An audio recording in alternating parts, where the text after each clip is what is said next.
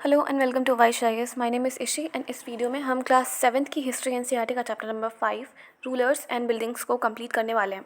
So basically इस वाले chapter में जो भी दिल्ली सल्तनत था एंड मुग़ल एम्पायर वगैरह जितने भी ये मिडिवल टाइम के जो भी डायनेस्टीज़ हुआ करती थी उनके जो आर्किटेक्चरल स्किल्स थे, उनकी टेम्पल्स वगैरह के बारे में हम लोग देखेंगे। ठीक है। सो आप देखोगे कि 8 और 18 सेंचुरी के बीच में जितने भी किंग्स एंड ऑफिशियल्स थे वो दो तरीके के स्ट्रक्चर बनवाते थे। एक जो होता था, जो उनका पर्सनल व्यू होता था कि मतलब उनको खुद से बनवाना है। लाइक होता है ना कि किसी से अटैचमेंट वगैरह हो गया। लाइक सी ताजमहल है, शाहजहाँ ने बनवाया, किसकी याद में बनवाया? तो मुमताज़ महल के याद में, मुमताज़ महल के याद में बनवाया ना। तो अब बनवाया तो शाहजहाँ ने, बट वो पब्लिक प्लेस के लिए तो नहीं बनवाया था ना, वो तो अभी टूरिस्ट स्पॉट बन गया है। लेकिन उन्होंने अपने पर्सनल व्यू से बनवाया ना, अपनी वाइफ के मेमोरीज़ में। तो फर्स्ट वाले टाइप था फोर्ट, पैलेसेस एंड टॉम्ब्स। ठीक है, जैसे कि ताजमहल वगैरह ऐसा जो कुछ भी है वो चीज़। और दूसरा था जो पब्लिक प्लेस के लिए यूज़ होता था, like temples, monks, tanks, wells etcetera, मतलब बाजार्स वगैरह। अच्छा, ये पब्लिक वाला क्यों बनवाया इन्होंने? क्योंकि उस टाइम पे जो भी जनता थी ना, उनको उनकी भी केयर करनी पड़ती थी, ताकि उनको ये ना लगे, मतलब अब भाई किंग्स वगैरह को पता हुआ करता था कि अगर हमको इस एरिया में अपना राज चलाना है तो हमको लोकल जो जनता है उनका सपोर्ट लेना पड़ेगा, उनका प्यार हमें पाना पड़ेगा। तो इस वजह से जो पीपल रहते थे, जो जो वहाँ की जो लोकल जनता थी, उनके लिए भी कुछ करना उनका रिस्पॉन्सिबिलिटी थी उनकी। इस वजह से जो वहाँ का किंग हुआ करता था वो मतलब पब्लिक वेलफेयर में भी काम वगैरह किया करता था। ठीक है। अभी उससे पहले हम ये इंजीनियरिंग स्किल्स एंड कंस्ट्रक्शन पे आए। इधर देखो, ये इस वाले फ़ोटो को देखो, ये है कुतुब मीनार। ठीक है, सब लोग जानते हैं। एंड किसने बनवाया था ये भी पता है। स्टार्ट किया था कुतुबुद्दीन ऐबक ने, बट कंप्लीट किसने किया? इल्तुतमिश ने। क्यों? क्योंकि बीच में अनफॉर्चुनेटली कुतुबुद्दीन ऐबक जो होता है उसकी डेथ हो जाती है, इस वजह से इल्तुतमिश उसको आगे कंटिन्यू करता है। तो ये जो कुतुब मीनार है ना, वो टोटल 5 स्टोरीज़ हाई है, मतलब 5 फ्लोर तक है ये, मतलब उतना हाई है। एंड इसके जो बैंड है ना, अभी यहाँ पे क्या बता रखा है, देखो यहाँ पे 2 बैंड यूज़ हुए हैं, एक बैंड ये, एक बैंड ये। ठीक है, ऐसा आपके एनसीईआरटी के बुक में दे रखा है। तो कुतुब मीनार के बारे में भी एक हमको एडिशनल इन्फॉर्मेशन मिलती है। अब इसी स्टार्ट किया था ऐबक ने, कंप्लीट किया इल्तुतमिश ने, बट इट डजंट मीन कि किसी और ने कुछ किया ही नहीं है। ठीक है। जब अलाउद्दीन खिलजी वगैरह आए थे, तुगलक्स वगैरह आए थे, मोहम्मद बिन तुगलक, फिरोज शाह तुगलक एंड अलाउद्दीन खिलजी, तो उन्होंने इसको रिनोवेट करवाने का काम किया। यू कैन से उन्होंने रिपेयरिंग का काम किया है। कहने का ये मतलब है कि मान लो सब कंप्लीट हो गया था इल्तुतमिश के टाइम तक, एंड अगर कभी लाइटनिंग वगैरह हो गई, कभी कुछ हो गया, कभी अर्थक्वेक वगैरह हो गया, तो जो भी खराबी हुआ करती थी तो इसको ये लोग रिपेयर करवा देते थे। कौन कौन, आप नाम याद रखना। ठीक है। उसके बाद में यस, ये वाला तो इन्फॉर्मेशन हो गया। आ जाते हैं अपने इस पे, engineering and skills and construction पे। अभी देखो उस टाइम पे क्या हुआ करता था ना, कि ऐसे छोटे छोटे रूम्स हुआ करते थे। मतलब मैं एंशंट से लेकर के अर्ली मेडिवल की बात मैं कर रही हूँ। जो नॉर्मल लोगों के जो घर हुआ करते थे वो बहुत होते थे ना, जो उनके रूम में एक छोटा सा घर है, उसमें रूम है, ऊपर ये इतना बड़ा पत्थर रखा हुआ है। ठीक है। क्योंकि उस टाइम पे कितनी भी टेक्निक्स डेवलप हो गई थी, बट आज की इतनी तो नहीं है ना। लाइक आज सीमेंट लेके आओ, गिट्टी वगैरह, बालू लेके आओ, सब सब कुछ लेके आओ। उस टाइम पे तो ऐसा कुछ था नहीं। अब लेकिन हाँ, उस टाइम पे जो भी डेवलपमेंट हुई थी उस एज के हिसाब से काफ़ी ज़्यादा हुई थी। तो पहले का जो घर बनता था ना, ऐसे लाइक छोटा सा रूम बना दो, ऊपर एक उतना बड़ा पत्थर रख दो। तो जो उनका ये वाला जो एरिया हुआ करता था ना, वो काफ़ी स्मॉल हुआ करता था, छोटा हुआ करता था। तो over a period of time, जब 10th सेंचुरी तक आते आते क्या हुआ, जब ये नॉट 10th सेंचुरी, मतलब उस टाइम पे भी कुछ डेवलपमेंट हुई थी। लेकिन जब दिल्ली सल्तनत पावर पे थी, उसके बाद से ही क्या हुआ कि उन लोग के जो महल वगैरह थे ना, लाइक महल अभी इतना बड़ा है, तो इतना बड़ा पत्थर आप कहाँ से लेके आओगे? तो उसकी वो अवेलेबल नहीं था उतना बड़ा पत्थर। तो इन्होंने एक उस टाइम पे एक टेक्निक यूज़ हुआ करती थी, ट्रेबिएट करके एक टेक्निक थी, जिसको हम लोग कॉर्बेल टेक्निक भी कहते हैं। वो वाली टेक्निक यूज़ होती थी। क्या मतलब है इस टेक्निक का? रुको मैं बताती हूँ, एक second. Now look at this figure. ये फिगर देखो, देखो ये वाला जो है ऐसे जो बना है, उसको हम लोग कहते हैं स्क्रीन। अच्छा, उसमें छोड़ो, इसमें देखो, ये है, इसको इस वाले एरिया को हम लोग कहते हैं स्क्रीन। तो ट्रेबिएट टेक्निक का ये मतलब होता है कि अगर ये वर्टिकल है, अभी ये वर्टिकल ही तो है, देखो ना, हॉरिजेंटल थोड़ी ना है, ऊपर तो जा रहा है ना ऐसे, तो ये वर्टिकल है। तो अगर ये इधर का वर्टिकल है ना, तो आप हॉरिजेंटली ईंट लगा दो। ठीक है। ताकि जो ये जो छत है ना, ये वाला छत एरिया वो रुका रहे, वो गिरे नहीं, ठीक है। इसको कहते हैं ट्रेबिएट टेक्निक, या फिर आप इसको एक और नाम से जानते हो कॉर्बेल टेक्निक। तो इस वाले टेक्निक का यूज़ दिल्ली सल्तनत के टाइम पे भी बहुत ज़्यादा किया गया। बहुत सारे टेम्पल्स बनवाए गए, एंशिएंट इंडिया में भी बहुत सारा कुछ किया गया, मॉस्क वगैरह बनवाए गए, बहुत सारे टॉम्ब्स बनवाए गए, बहुत सारे स्टेप वेल बनवाए गए। ओके, अभी ज़रा इस फिगर को देखो। अच्छा, पहले इसको देख लेते हैं। देखो उस टाइम पे क्या हुआ, over a period of time धीरे धीरे चलते चलते, ऐसा तो है नहीं कि कुछ डेवलपमेंट होगा ही नहीं। तो पहले जब ये वाली टेक्निक यूज़ हुआ करती थी, लाइक पहले ऐसी वाली टेक्निक यूज़ हुआ करती थी, ऐसे कर दो, फिर ऊपर कुछ ऐसा, फिर इधर इधर जो भी जिसको भी कंस्ट्रक्शन जैसे करना है वैसे, फिर मतलब बेसिकली ये वाली टेक्निक यूज़ हुआ करती थी पहले, ठीक है। मेरी ड्राइंग अच्छी नहीं है। एंड नेक्स्ट, अभी क्या यूज़ हो रहा था, जब जैसे ही टाइम पीरियड आगे बढ़ता गया, तो अभी क्या यूज़ हुआ, ये आर्क बनाने वाली टेक्निक यूज़ हुई। वो था ट्रेबिएट स्टाइल ही था, लेकिन वो उन लोगों ने डिज़ाइंस में चेंज कर दिया। ओके, ये ऐसा ऐसा कुछ बनने लगे कि आर्क बन रहा है ना, और फिर देखो ऐसा कुछ है, तो वो पीछे दीवार को रोकने के लिए इन्होंने हॉरिजेंटली ईंट इधर इधर लगाया हुआ है। देखो इधर साइड साइड में देखना। ओके, एनसीईआरटी में क्लियर दिया है, आप वहाँ से देख सकते हो। तो एक तो ये वाली टेक्निक डेवलप हुई। तो इस वाले जब जहाँ जहाँ आर्क यूज़ हुआ ना, उसको कहते हैं आर्कुएट टेक्निक, ठीक है। Arcuate form of structure, you can say that. उसके बाद में एक और टेक्निक वहाँ पे डेवलप हुई, लाइमस्टोन सीमेंट यूज़ करने की टेक्निक, जो कि बहुत ही हाई क्वालिटी का सीमेंट हुआ करता था। जब इसको स्टोन्स वगैरह के साथ मिलाया जाता था, तो काफ़ी वो कंक्रीट वाला जो स्ट्रक्चर था, लेआउट था, वो देता था, ठीक है। तो ये दो टेक्निक्स उस टाइम पे यूज़ हुई थी। अच्छा, इधर टेम्पल को देखो, मैं जूम कर देती हूँ, एक सेकेंड। ये वाला जो टेम्पल है ना, जस्ट अ मिनट गाइस, हाँ, ये वाला जो टेम्पल है, ये कांदरिया महादेव टेम्पल है, जो कि शिवा को डेडिकेटेड है। कहने का ये मतलब है कि एक चंदेला डायनेस्टी के राजा हुआ करते थे, धंगदेव, उन्होंने ये टेम्पल बनवाई थी। तो बेसिकली इस वाले पैराग्राफ में ये बता रहा है कि जब उन्होंने ये टेम्पल बनवाई थी ना, तो उससे पहले उन्होंने एक नक्शा पास करवाया था। लाइक अगर आपको घर बनवाना है, तो आप सबसे पहले जाओगे, मीन्स इफ एरिया वेरिया हो, तो उसका आपको नक्शा जो होता है वो पास करवाना पड़ता है। तो वैसे ही इसमें भी दिखा रहा है कि जब इन्होंने ये टेम्पल बनवाया था, तो उसका सबसे पहले नक्शा पास करवाया था। एंड इधर रहा उसका मैप। देखो ये देखो एंट्रेंस एरिया है, तो आपका एंट्रेंस एरिया कुछ इधर से जाएगा, ठीक है। फिर ये वाला जो एरिया वो गर्भगृह है। गर्भगृह मैंने एंशिएंट, जब मैं क्लास 6 वाली एनसीईआरटी पढ़ा रही थी, तो मैंने आपको आई थिंक लास्ट वाले चैप्टर में मैंने बताया था, लास्ट सेकंड थर्ड फोर्थ ऐसे कुछ होगा। तो ये जो ऊपर वाला एरिया है, उधर जहाँ पे शिव जी का मूर्ति रखा गया होगा, वहाँ वो है उसका गर्भगृह। ये जो बीच वाला पार्ट है, ये हो गया उसका बीच वाला पार्ट, ठीक है। तो ऐसे कर करके मैपिंग किया गया था उस टाइम पीरियड पे। और एक इसमें ना एडिशनल इन्फॉर्मेशन दी गई है। जो खजुराहो कॉम्प्लेक्स हुआ करता था, उसमें रॉयल्स की जो एंट्री थी बस उन्हीं की होती थी। जो कॉमनर्स थे, जो मतलब कॉमन लोग थे, उनकी एंट्री वहाँ पे बैन थी। इस वाले टेम्पल को देखो, नीचे वाले टेम्पल को, ये टेम्पल है राजा राजेश्वर टेम्पल है, थंजावुर का टेम्पल है, ठीक है। बहुत ही क्योंकि इसको लोग बोलते हैं कि ये इसका जो शिखर है ना, शिखर मैंने बता रखा है क्लास 6 वाली एनसीईआरटी में, नहीं देखा वीडियो जाके देख के आओ, वरना कुछ समझ में नहीं आने वाला है। सो शिखर क्या होता है, लेट मी टेल यू, मैं बता ही देती हूँ। ये जो ऊपर की जो चोटी होती है ना, शिखर, तो सबको पता ही है क्या होता है, ठीक है। तो उस टाइम पे क्या हुआ था, इतना बड़ा शिखर बनाना ना अपने में बहुत बड़ी बात थी, क्योंकि उस टाइम पे कोई सीढ़ियाँ वीढ़ियाँ नहीं थी। आप एंड मैंने अभी बताया कि ये एंशिएंट, ये राजा राजेश्वर टेम्पल ये थंजावुर का है। आई थिंक जब चोला डायनेस्टी पावर पे थी ना, तब का है ये, ठीक है। तो उस टाइम पे मैंने बताया कि कैसे कैसे इतने छोटे छोटे रूम हुआ करते थे, आप यहाँ पे पत्थर रखते थे ऊपर, वो लाइमस्टोन वाली टेक्निक अभी डेवलप नहीं हुई थी। तो ऐसा कहा जाता है, कहा नहीं जाता है, ये सच भी है कि जो ये वाला जो टेम्पल है ना, राजा राजेश्वर टेम्पल, इसका जो शिखर है बहुत ही लंबा है। मतलब इस वाले से भी ज़्यादा लंबा है इसका शिखर जो है, मतलब ऊंचाई जो है। तो यहाँ पे जो इधर है ना, यहाँ पे एक स्टोन रखा हुआ है। अब सोचो उस टाइम पे ना सीढ़ी हुआ करता था, मतलब लाइक आज के अगर विलेज में चले जाओ, तो वो बैम्बू ट्री वाला जो होता है, वो सीढ़ियाँ मिल जाती हैं, ठीक है।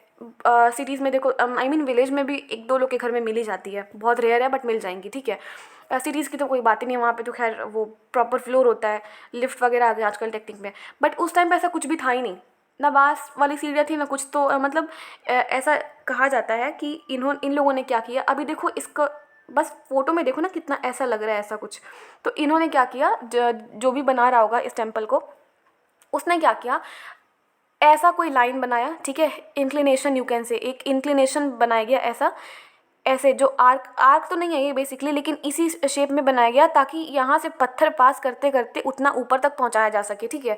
तो ऐसा कुछ हुआ था और ये कहा जाता है कि जहाँ से ये इंक्लिनेशन बनाना शुरू किया गया था ना, वो इस मंदिर से 4 किलोमीटर दूर था। सोचो 4 किलोमीटर दूर से ये लोग इंक्लिनेशन बना रहे हैं, ऊपर जा रहे हैं, फिर वो स्टोन रख रहे हैं, कितना ही हार्डवर्क लगा होगा। ओके, और फिर वहाँ पे क्या हुआ था, जो जिस विलेज से इन लोगों ने इंक्लिनेशन बनाने की शुरुआत करी थी, उस विलेज का नाम है चारूपल्लम। ओके, तो उस विलेज को विलेज ऑफ इंक्लाइन के नाम से भी जाना जाता है। आई होप ये सब चीज़ें आप लोग को क्लियर हो रही होंगी। आगे चलते हैं। अच्छा, building temples, mosque and tanks. अभी देखो, सबसे पहले बात ना, उस टाइम पे टेम्पल्स इतने फेमस क्यों थे? क्यों पता है?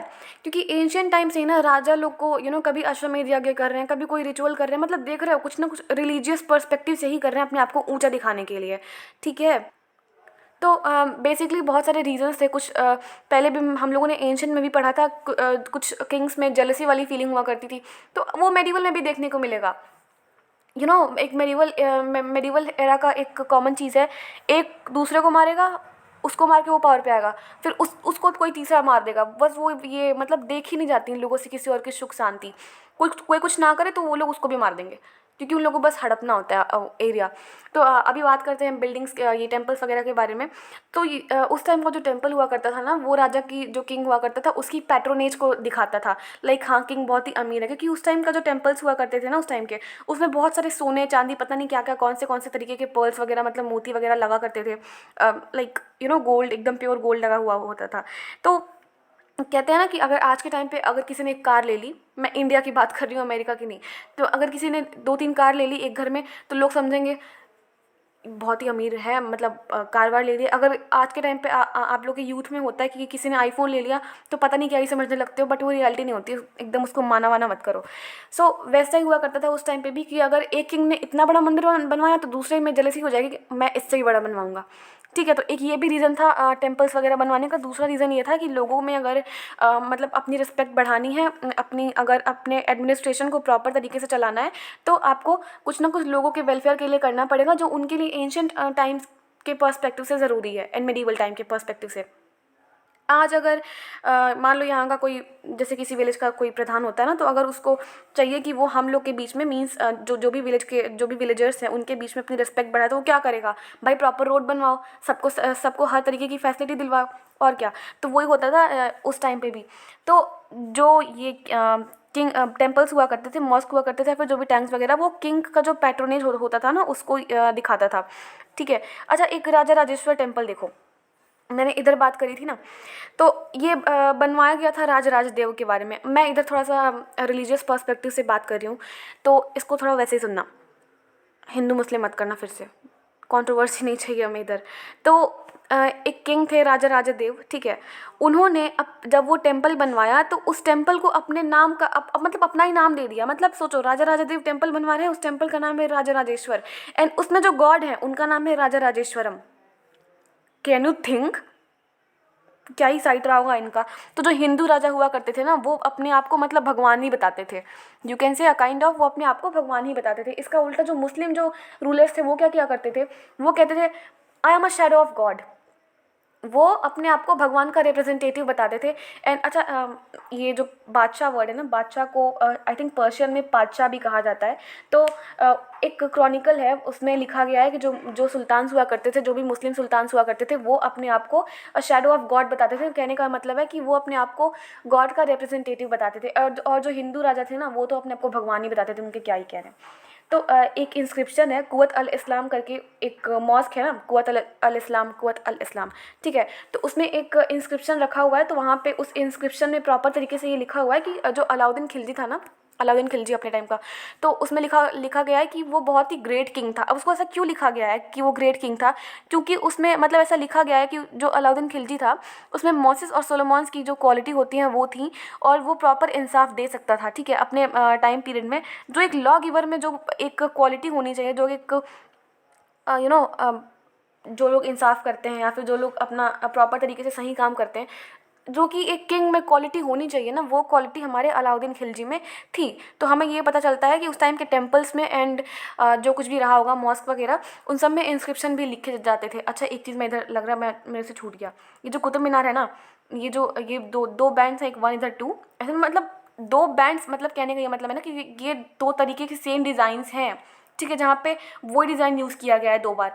ये तो बीच में लिखा हुआ है ना, ये सब इंस्क्रिप्शन लिखा हुआ है बीच में, कभी जाना तो कोई पढ़ के आना। ओके, अब आगे चलते हैं। तो ऐसा कुछ हुआ था उस टाइम पे कि जो मुस्लिम रूलर्स थे वो अपने आप को शैडो ऑफ गॉड बताते थे, मतलब मैं भगवान का रिप्रेजेंटेटिव हूँ, और जो हिंदू राजा थे वो तो मतलब बताते ही थे। अच्छा, मैंने मतलब वो बताते थे कि अपने आप को मैं तो गॉड ही हूँ, ठीक है। मैंने आपको एंशिएंट टाइम पे मैंने बताया था कि जो ये राजा वगैरह हुआ करते थे, अगर उनको अपनी पोजीशन बढ़ानी है, मतलब अगर उनको, कहते हैं ना कि अगर जिसको आज के टाइम पे आप फेम कहते हो, मैं आईएएस बन जाऊँगा तो मुझे फेम मिलेगा, ऑल ओवर इंडिया में मुझे सब लोग जानेंगे, तो वो उस टाइम का फेम था कि अगर उन लोग को फेम चाहिए तो कुछ रिलीजियसली कुछ रिचुअल्स फॉलो करने पड़ेंगे। जैसे कि हम लोगों ने एंशिएंट इंडिया में देखा था बहुत पहले, जब हम लोग आईबीसी पढ़ रहे थे, इंडस वैली सिविलाइजेशन, तो हमने उसमें ग्रेट बात करके कुछ बताया था, वो भी एक रिचुअल ही था। इधर उसके बाद महाजनपद के टाइम पीरियड के आसपास में मैंने अश्वमेध यज्ञ बताया था, वो भी एक रिचुअल था। वैसे ही इधर भी जो राजा हुआ करते थे ना, वो लैंड ग्रांट दिया करते थे, मैंने ये बता रखा है एंशिएंट में। तो वही चीज़ ना फॉलो होते होते आ रही थी कि ये लोग क्या किया करते थे, ये लोग जो धर्मगुरु हुआ करते थे, बेसिकली पहले जो ये हिंदू राजा हुआ करते थे वो अपने आप को भगवान से बहुत ही क्लोज बताते थे कि हम लोग बहुत ही क्लोज हैं गॉड के, ठीक है। तो अब भी गॉड के क्लोज है, तो गॉड के क्लोज हैं तो उसके लिए किससे अटैचमेंट रखना पड़ेगा, जो ब्राह्मण्स हैं, जो प्रिस्टली क्लास है वो उनसे, ठीक है, उनसे अटैचमेंट रखना पड़ेगा। तो वो राजा लोग क्या करते थे कि उनको लैंड ग्रांट दे दिया करते थे। और अभी देखो ना, लैंड ग्रांट देना तो थोड़ी सी पॉलिटिकल पावर तो दे ही रहे ना, in the form of land grant. तो क्या फ़ायदा है उसका, प्राइस को आप लोग पॉलिटिकल पावर दे रहे हो, बट खैर वो उस टाइम की बात है। तो और बदले में ये जो धर्मगुरु हुआ करते थे वो इनकी पोजीशंस को हाई कर दिया करते थे। ये मैंने एंशिएंट में भी बताया था, ये मेडिवल में भी चलेगा कुछ हद तक। एंड आप देखोगे कि उसके बाद वो जो प्राइस या फिर जो भी ब्राह्मण वगैरह होंगे वो सोचेंगे, हाँ भाई मेरा भी काम हो रहा है, इसका भी काम हो रहा है, हमें क्या, अपनी अपनी ज़िंदगी चल रही है, बस उसमें खुश हैं वो लोग। तो ये सारी चीज़ें सब देखने को मिलेगी। अच्छा, बहुत सारी जब नई डायनेस्टी आई पावर पे, तो रूलर्स कहते थे कि भाई हम तो हैं रूलर, हमारा तो भाई मॉरल राइट है रूल करना। तो बहुत सारे जो वर्शिप के जो प्लेस बने हुए थे, जैसे मैंने अभी बताया कि कैसे कैसे क्लोज रिलेशनशिप दिखाते थे राजा के साथ में, तो उसमें ना बहुत सारी रैपिड पॉलिटिकल चेंजेस हो गई। अभी खुद ही एनालाइज करो कि पॉलिटिकल चेंजेस कैसे हुई होंगी। रूलर्स जो थे, अभी मैंने बताया कि पैट्रोनेज वगैरह ऑफर करते थे, लर्न एंड जो पायस पीपल होते थे उनको। एंड आप देखोगे उसके बाद में ना, जब ऐसे ऐसे धीरे धीरे टाइम चेंज होता गया, टाइम आगे बढ़ता गया, यू विल सी कि बहुत सारे जो सिटीज़ हुआ करती थी ना, वो कल्चरल सेंटर्स में बदल गई। Cultural centres in the sense कि वहाँ पे रिलीजियस पर्सपेक्टिव से कुछ ज़्यादा ही लोग आने लगे, जिसको मतलब जानते ही रिलीजियसली उससे थे, ठीक है।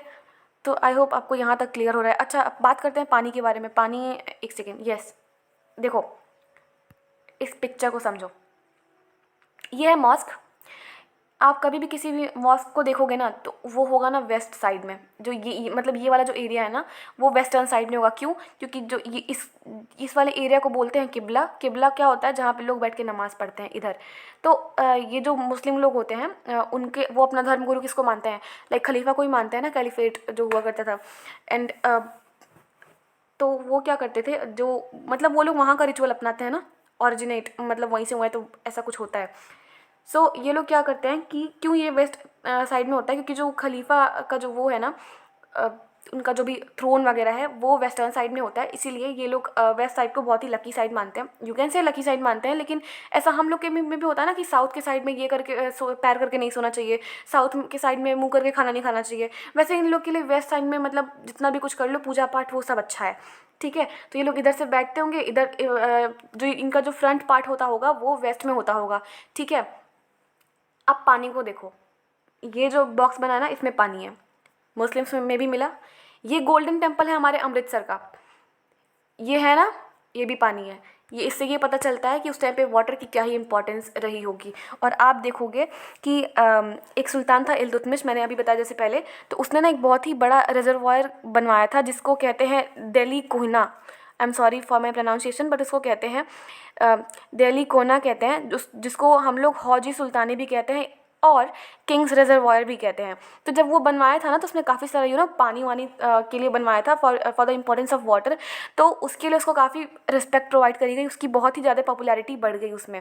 तो आप देखोगे कि जो हमारे एंशियंट टेम्पल्स हुआ करते थे ना, वहाँ पे पानी की बहुत ही ज़्यादा इम्पॉर्टेंस आपको देखने को मिलेगी। एंड उस टाइम पे ऐसे स्ट्रक्चर को बनाना जो कि पानी को कंजर्व करके रख सके, जो पानी को बचाए, जो टाइम पे सही लोगों मतलब जिसको भी नीड है पानी की उन तक पहुंचाए, ये काफ़ी मतलब लकी भी माना जाता था। एंड आप किसी की हेल्प कर रहे हो ऐसे, तो ये बहुत ही पुण्य का काम होता था किसी को पानी पिलाना, आज भी लोग कहते हैं। लेकिन आज तो भाई बिना पानी के कोई ज़िंदा नहीं रह पाएगा। ओके, सो अच्छा, इसमें आ जाते हैं। अभी तो मैंने समझा दिया। अच्छा, वाई वर टेम्पल टारगेटेड? अगर आपको किसी को डिस्ट्रॉय करना है ना, ऐसे रियल लाइफ में अब मत करना, मैं बता रही हूँ हिस्ट्री के पर्सपेक्टिव से, कि अगर किसी ने किसी को डिस्ट्रॉय करना है तो सबसे पहले अटैक करो उसके फाइनेंसेस पे। इन एंशंट में भी देखने को मिलेगा और मेडिवल टाइम पे भी देखने को मिलेगा। तो टेम्पल्स क्या थे, उनके फाइनेंसेस ही तो थे, क्योंकि टेम्पल से बहुत सारे टैक्स वगैरह भी आते थे। एंड टेम्पल्स में बहुत सारे सोना चांदी, मैंने अभी बताया कि सब लगवा के रखा हुआ था। तो जब मोहम्मद गजनी आएगा तो वो भी टेम्पल पे अटैक करेगा सबसे पहले। तो मोहम्मद गजनी आया था तो फिर वो सोमनाथ टेम्पल पे अटैक किया था, 16 बार वहाँ पे लूटपाट करी थी। एंड कहा जाता है कि जो सोमनाथ टेम्पल है ना, उसका जो दीवार था वो भी सोने का था, बट जब वो आया तो सब वो लूटपाट करके लेके चला गया।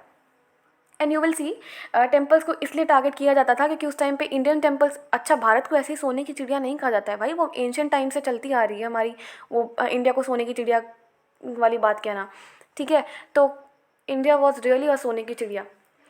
अभी बात करते हैं टेम्पल्स के बारे में। तो क्योंकि उस टाइम पे टेम्पल्स में ये सारी चीज़ें हुआ करती थी, that's why temples were targeted. तो अर्ली 9th सेंचुरी में आप देखोगे कि एक पंडियन किंग थे, श्रीमरा श्री वल्लभ करके एक पंडियन किंग थे, उन्होंने श्रीलंका पे इन्वेड कर दिया। श्रीलंका पे इन्वेड क्या कर दिया, मतलब श्रीलंका पे अटैक कर दिया। एंड वहाँ का जो राजा था किंग सेन I, उसको उन्होंने डिफीट कर दिया। एंड ऐसा कहा जाता है कि जो श्रीलंका में, क्योंकि वो लोग बुद्धिज़्म को ज़्यादा फॉलो करते हैं ना श्रीलंकन्स, जो सिन्हालीज होते हैं। तो एक बुद्धिस्ट मॉन्क थे, उन्होंने अपने क्रॉनिकल में लिखा हुआ है, धम्मकीर्ति नाम है उनका। उन्होंने लिखा हुआ है कि जो भी जैसे भी वो क्या नाम है इनका, श्री वल्लभ जैसे ही आए थे, उन लोगों ने कैसे अटैक किया एंड कैसे यहाँ से, मतलब श्रीलंका से वो जो सारे जो सोने की मूर्तियाँ थी बुद्ध भगवान की, वो लेके चले गए। तो मतलब ऐसा उन्होंने अपने क्रॉनिकल में लिखा हुआ है। एंड उसके बाद जब वो जब किंग सेना जब 2 आया, किंग सेना जब 2 आया तो उसके में बहुत गुस्सा था, भाई कैसे लेके चले गए हमारे वहाँ का जो मूर्ति वगैरह है, हम लोगों ने इतने मेहनत से बनवाई थी, सारे फाइनेंसेस ही तुम लेके चले गए, हम लोग क्या करेंगे। एंड ऑफकोर्स उनकी जो पैट्रोनेज थी, एक गुस्सा होता है ना, जैसे हम लोग के अंदर आज भी ब्रिटिशर्स के लिए गुस्सा है, मेरे अंदर तो बहुत कूट कूट के भरा हुआ है। सो जब किंग सेना 2 आए तो उन्होंने सेनालीज रूलर्स जो थे उनके में भी गुस्सा था, राजा में भी गुस्सा था, तो उन लोगों ने अटैक कर दिया कहाँ पे, जो मदुरई है I think so, just wait a minute, मैं बताती हूँ।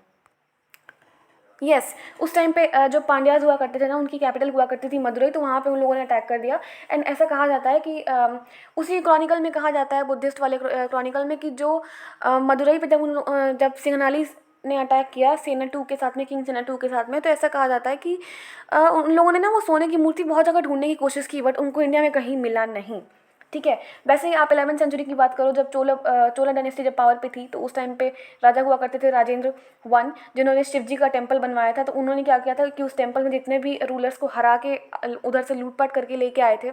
अभी देखो, कोई कितना भी अच्छा राजा होगा ना, तो अगर किसी को हराएगा, या तो उधर से स्लेव्स पकड़ के लेके आएगा नौकर, या फिर उधर से लूटपाट करके ही आएगा, ऐसे खाली हाथ नहीं आ सकता है भाई वो, ठीक है। तो उसके बाद में जिस भी एरिया से वो लूटपाट करके लेके आया था, वो सबको क्या करता है कि उसी शिव जी के मंदिर में स्थापित कर देता है, आप कह सकते हो ऐसा, कि वहाँ पे रख देता है। कहाँ से क्या क्या लूटा हुआ था, आपके एनसीईआरटी की बुक में दिया है। Sun pedestal, sorry for my pronunciation, sun pedestal था, मैंने पेडेस्टल बोल दिया पहले, सन पेडेस्टल था, ठीक है। वो चालुक्य से लेके आए थे, उनको डिफीट करके उनसे छीन के ले आए थे, you can say. Ganesh ji का स्टैचू था, और भी बहुत सारे स्टैचूज थे दुर्गा माँ के, और नंदी जी का स्टैचू था, और ईस्टर्न चालुक्य से जो वो लेके आए थे छीन के, भैरव जी का इमेज, अच्छा भैरव क्या है, अ फॉर्म ऑफ शिव, ठीक है, एक वो शिव जी के अवतार है। एंड जो भैरवी थी, जो कालिंगा से लेके आए थे, जो उड़ीसा में है। एंड उसके बाद में जो काली का स्टैचू है वो लेके आए थे, पाले डायनेस्टी थे, जो कि उस टाइम पे बंगाल में रूल किया करते थे। कलिंगा के बारे में मैंने पहले बता दिया, ज़रा बताना कलिंग का इंपॉर्टेंस क्या है। अच्छा, महमूद गजनी के बारे में तो मैंने अभी आप लोग को मैंने बता ही दिया।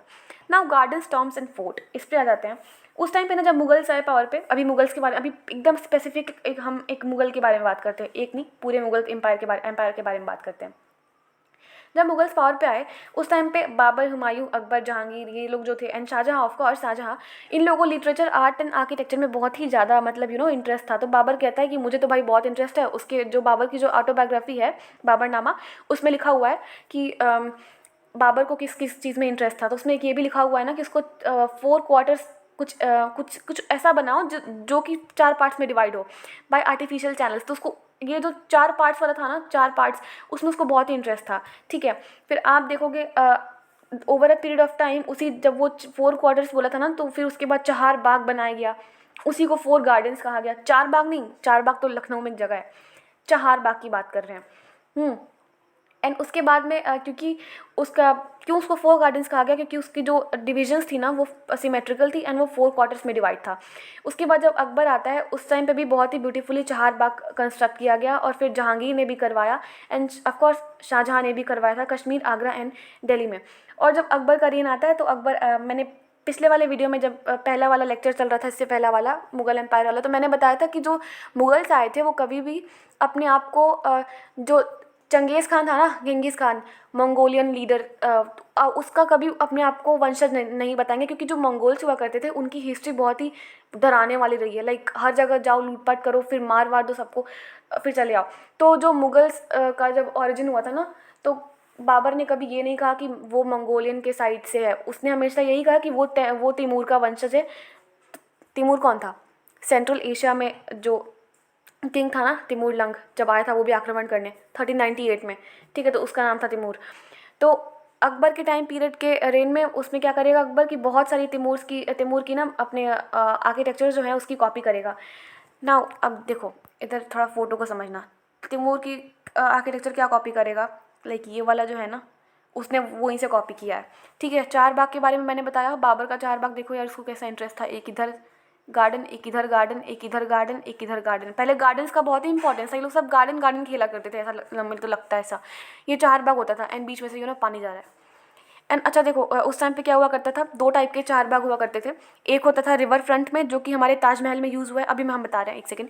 एंड एक होता था हुमायूं टॉम्ब में जो यूज़ हुआ है, जो कि बिल्कुल मिडिल में था। यहाँ पे ये लोग क्या करते थे, हुमायूं टॉम्ब आप कभी देखना, ये लोग क्या करेंगे ना, यहाँ पे ये बीच में बिल्डिंग है, ठीक है, आसपास के एरिया में पूरा गार्डन गार्डन है भाई, ठीक है, एंड बीच में इधर बिल्डिंग है, जो भी आप लोग को टॉम्ब बनाना है आप लोग बना दो। एंड इधर कहीं से, यहाँ से कहीं पानी निकल रहा है। तो ये है चहार बाग, जो कि हुमायूं के टॉम्ब में दिखाया गया है। अगर कभी कोई दिल्ली जाना तो वहाँ से देख के आना। एंड दूसरा चहार बाग है, उसको रिवर फ्रंट गार्डन कहते हैं, क्योंकि उसमें देखो यहाँ गार्डन होगा, यहाँ गार्डन होगा, यहाँ भी गार्डन होगा, यहाँ भी गार्डन होगा, ठीक है। ये बीच में कोई बिल्डिंग होगी, पीछे भी गार्डन होगा, ऐसा कुछ है। तो ऐसा कहाँ दिखाया गया है, ऐसा हमारे ताजमहल में दिखाया गया है। एंड ऑफ कोर्स इधर से कहीं पानी निकलेगा, इधर से भी है, एंड यू विल सी इधर से भी बहुत सारे जगह है ना, ठीक है। इसको कहते हैं रिवर फ्रंट गार्डन। आगे चलते हैं, एक सेकेंड। देखो मैंने ताजमहल को मैंने दिखाया ना, देखो ये देखो, इधर भी गार्डन है, इधर भी गार्डन है, बीच में से पानी आ रहा है, पीछे भी गार्डन है, मतलब ताजमहल के पीछे। अच्छा इन दोनों में डिफरेंस क्या है, देखो ये दोनों बने ना, like bank of Yamuna river पे बने। इस वाले में क्या डिफरेंस है, आसपास जो है, इस वाले में ये डिफरेंस है ना, देखो ये है शाहजहानाबाद की पिक है, ये जो नीचे वाली है वो, और ऊपर वाली पिक है जो गार्डन सिटी है ना आगरा की, वहाँ पे। दोनों में डिफरेंस ये है कि देखो गार्डन्स हर जगह, जो ग्रीन ग्रीन है ना वो सब के सब गार्डन्स हैं, बीच में से पानी निकल रहा है, पानी का इंपॉर्टेंस, इधर गार्डन का इंपॉर्टेंस, इधर भी गार्डन है। डिफरेंस ये है, देखो इधर भी पानी, इधर भी गार्डन है, ग्रीन ग्रीन, ये है मॉस्क, ये इधर सब ये गार्डन है, ठीक है। डिफरेंस ये है कि जो ये लोग हुआ करते थे ना, ये जो गार्डन सिटी बनाया गया है आगरा का, इसके आसपास लोकल पीपल भी रहा करते थे। देखो ये जो ब्राउन में दिखा रहा है ना, वो लोकल पीपल्स हैं, आई मीन उनका घर वर है। लेकिन ये जो बैंक ऑफ यमुना रिवर पे दिखा रहा है शाहजहानाबाद, यहाँ पे लोकल पीपल्स का रहना अलाउड नहीं था, बिकॉज यहाँ पे देखो पूरा गार्डन ही है। तो ऐसा कुछ सिस्टम हुआ करता था उस टाइम पीरियड के रेन में। अभी देखो ये लोग क्या करते थे, एक टर्म है पीत्रा ड्यूरा, आप कह सकते हो, पीत्रा ड्यूरा एक टर्म है। ये कभी किसी टीवी सीरियल में सबने देखा होगा, मैंने देखा है एक टीवी सीरियल में, ठीक है। यहाँ पे क्या होता था, ये पीटरा ड्यूरा पहले मैं बताती हूँ क्या है। ये देखो, ये सिंहासन नहीं है जहाँ यहाँ पे राजा खड़ा होगा, ठीक है, मुगल्स के बारे में बात हो रही है यहाँ पे। और इधर जो नीचे है वो इधर प्रजा खड़ी होंगी। यहाँ पे दिखा रहा है राजा है तो वो हेड है, तो वो वैसे भी हेड पे रहेंगे।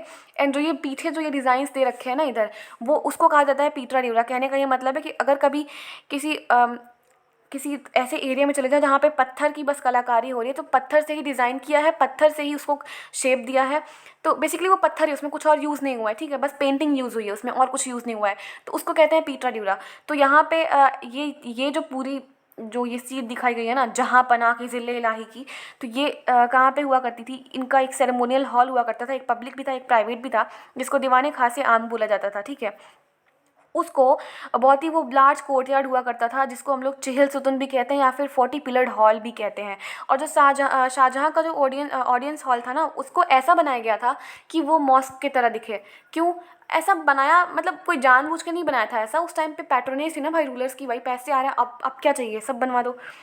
तो अच्छा खासा बनाया गया था, ऐसा बनाया गया था कि वो किबला के जैसे दिखे, ताकि जिससे लोगों को लगे कि हाँ ये ही इज़ माई गॉड, ऐसा लोगों को अंदर से ऐसी वाली फीलिंग आए। बात करते हैं हमारे लास्ट टॉपिक के बारे में, रीजन्स एंड एम्पायर के बारे में। अभी देखो 8 से 18 सेंचुरी के बीच में ना बहुत सारी जो रिलीजियस आइडियाज़ वगैरह हैं, नॉट ओनली रिलीजियस, हर एक चीज़ वाली जो आइडियाज़ हैं, ट्रेडिशनल आप कह सकते हो, डेवलपमेंटल आइडियाज़, वो शेयर हो रहा था। तो आपको देखने को मिलेगा कि एक किंगडम में नॉट किंगडम, एक एम्पायर भी नहीं कह सकते हो, जो, हाँ आप एम्पायर कह सकते हो, जैसे कि जो विजयनगर एम्पायर था, वहाँ की कुछ चीज़ें आपको कहीं और देखने को मिलेंगी। मतलब कॉपी किया गया है, टू कॉपी वही बनाया गया है, टू कॉपी तो नहीं, बट ये उनकी जो डिज़ाइंस है वो कुछ कॉपी करी गई हैं। ऐसे करके आपको बहुत सारी चीज़ें देखने को मिलेंगी, जैसे कि जो विजयनगर एम्पायर के जो एलिफेंट स्टेबल्स हुआ करते थे, यहाँ पे रॉन्गली नहीं होगा, यहाँ पे एक सेकेंड, यहाँ पे स्ट्रांगली होगा, ये ज़रा करेक्ट कर लेना, ठीक है। Strongly influenced by the style of architecture found in the adjoining सल्तनत। अच्छा, ये जो बीजापुर और गोलकोंडा का जो सल्तनत था ना, वहाँ पे जो भी आर्किटेक्चर हुआ था, तो वो काफ़ी ज़्यादा इन्फ्लुएंस्ड ये लोग हुए थे। कौन लोग? विजयनगर एम्पायर वाले, उनके एलिफेंट स्टेबल से। वैसे ही आपको देखने को मिलेगा जो वृंदावन है ना मथुरा के पास में, वो उनका जो जब उन लोगों ने आर्किटेक्चरल स्टाइल बनाई थी ना, तो वो बहुत ही सिमिलर, मतलब मिलता जुलता था जो मुगल्स पैलेसेस हुआ करते थे उस टाइम पे फतेहपुर सिकरी में। अकबर का जो कैपिटल था एट फतेहपुर सिकरी, वहाँ पे भी बहुत सारी बिल्डिंग्स हैं जिसमें आपको गुजरात एंड मालवा का सिग्निफिकेंस मिल जाएगा। लाइक गुजरात एंड मालवा का जो आर्किटेक्चर है, वहाँ से उन लोगों ने कॉपी किया था। अच्छे लगे डिज़ाइंस तो कॉपी कर लिए, इसमें उनकी क्या गलती है? तो डिज़ाइनर की गलती है ना, कैसे बनाया था अच्छा सा। अच्छा, बंगाल में क्या हुआ कि जो वहाँ के जो कुछ लोकल रूलर्स हैं ना, उन लोगों ने, ये भी यहाँ पे ये थैच्ड हट होगा, थैच्ड हट, ठीक है। तो उन लोगों ने जो लोकल रूलर्स हुआ करते थे बंगाल के उस टाइम पे, तो उन लोगों ने ना हट में कुछ डिज़ाइंस बनवाए थे। जो हट मीन्स होता है ना झोपड़िया काइंड ऑफ, तो छोटा मोटा घर जिसको हम लोग झोपड़ी के नाम से भी जानते हैं। ओके, विलेजेस में मिल जाते हैं आज भी देखने को बहुत सारे जो जो अनडेवलप्ड एरिया हैं उस वाले एरिया में। तो वहाँ पे ये भी मुगल्स को काफ़ी पसंद आती है, तो वो मुगल्स ने ना कॉपी कर लिया एंड उसको नाम दिया बांग्ला डोम, यहाँ पे हियर DOME, ठीक है। NCERT में है, डोंट वरी। आप एक बार इसको पढ़ के जाओ, बुक पढ़ो, बुक में जो साइड में जो इन्फॉर्मेशन दी गई है ना, वो बॉक्सेस में उसको मिस मत करना, because that is the very very very important. Okay, तो आपको देखने को मिलेगा शेयरिंग ऑफ आइडियाज़ में कि बहुत सारी चीज़ें बहुत सारी जगह से कॉपी करी जा रही हैं, क्योंकि उन लोगों को उनकी डिज़ाइंस अच्छी लगी होती थी इस वजह से। एंड अभी सोचो ऐसे, मुगल्स का जो पैट्रोनेज था ना, मुगल्स की जो आइडेंटिटी थी ना, वो कभी ख़त्म, अब कभी का तो नहीं, बट उस टाइम पे अभी ख़त्म नहीं हुई थी, क्योंकि जो उनका जो स्टाइल था ना आर्किटेक्चर का, जो वो अंदर ही अंदर वो डेवलप हो रहा था, नो मैटर वॉट, ठीक है। तो आपको ऐसा कुछ देखने को मिलेगा। एक चीज़ मैं बता दूँ कि इतने बड़े बड़े कलाकारी के लिए, लाइक ये सब बनाने के लिए, ये कहाँ गया, इधर ही तो था, यस। ये सब बनाने के लिए ना कोई नॉर्मल इंसान नहीं बना पाएगा, इसके लिए बहुत ही बड़े बड़े स्किलफुल लोग चाहिए होते हैं। अब इन जो किंग्स हुआ करते थे ना, वो ऐसे लोगों को बुलाते भी थे, वो लोग बनवाते भी थे। एंड यू विल सी, जब बाहर से, जब इंडिया, आउट ऑफ इंडिया से, जैसे कि जब फॉरेनर्स आएंगे, तो वो क्या होता है ना कि एक तो इसलिए भी वो लोग बनवाते थे ना कि फॉरेनर्स आते थे, तो वो लोग यहाँ से देख के जाएंगे, तो वो लोग जाएंगे अपने इधर, तो कोई क्रॉनिकल वगैरह लिखेंगे, तो उसमें लिखेंगे यार इंडिया में हम ये देख के आए थे, इंडिया का हमें ये बहुत अच्छा लगा, ठीक है, जैसे हमारे इंडिया का नाम आगे बढ़ेगा। सो यहाँ पे ये वाला चैप्टर ख़त्म होता है।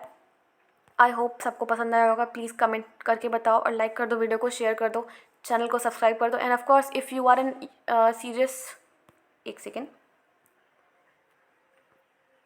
Yes, and of course if you are a serious aspirant, serious UPSC aspirant, तो आप प्लीज़ यहाँ पे दिए गए व्हाट्सएप नंबर को कॉपी पेस्ट करो एंड कॉन्टैक्ट करो हमारे वाइस सर को। यहाँ से आपको सारी डिटेल्स अवेलेबल हो जाएंगी। So thank you very much and have a great day ahead.